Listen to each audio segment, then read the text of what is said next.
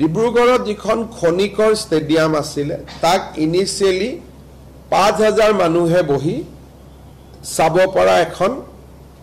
stadium নিৰ্মাণৰ কল্পনা কৰা হৈছিল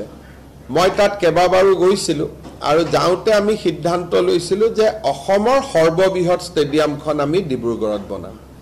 আজি কেবিনেটে 209 কোটি টকা অনুমোদন কৰিছে 35000 মানুহে খনিকৰ ষ্টেডিয়ামত একেলগে বহি খেল চাব পাৰিব আৰু গুৱাহাটীৰ সৰুসজাই ষ্টেডিয়ামতকৈ এইখন 10000 সিটিং কেপাসিটি বেছি হ'ব অসমৰ আটাইতকৈ ডাঙৰ ষ্টেডিয়ামখন ডিব্ৰুগড়ৰ বাবে এতিয়া নিৰ্মাণ হ'ব খনিকৰত যত 5000 মানুহ বহিব পৰা কল্পনা আছিল আজি কেবিনেটে 35000 মানুহ বহিব পৰা প্ৰজেক্ট এটা অনুমোদন কৰিছে 209 কোটি টকা এক্সট্ৰা আমি ইয়াত ব্যয় কৰিম আৰু ইভেন্টুৱেলি এইখনে ডিব্ৰুগড়ৰ খনিকৰ ষ্টেডিয়ামখনে অসমৰ আটাইতকৈ ডাঙৰ ষ্টেডিয়ামলৈ ৰূপান্তৰ হ'ব ডিব্ৰুগড়ত যিখন খনিকৰ ষ্টেডিয়াম আছিল তাক ইনিশিয়ালি 5000 মানুহে বহি চাব পৰা এখন ষ্টেডিয়াম নিৰ্মাণৰ কল্পনা কৰা হৈছিল মই তাত কেবাবাৰো গৈছিলো আৰু যাওঁতে আমি সিদ্ধান্ত লৈছিলো যে অসমৰ সৰ্ববৃহৎ ষ্টেডিয়ামখন আমি ডিব্ৰুগড়ত বনাম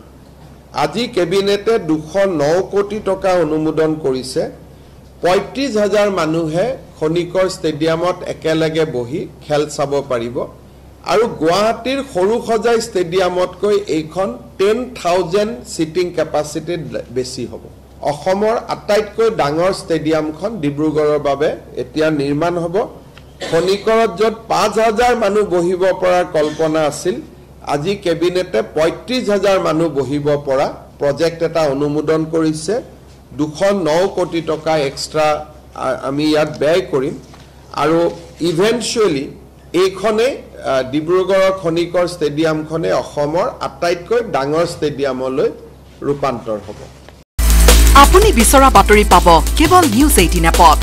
নিউজ 18 এপ ডাউনলোড কৰিবলৈ স্ক্যান কৰক এই QR কোড গুগল প্লে ষ্টৰতো পাব এই নিউজ 18 এপ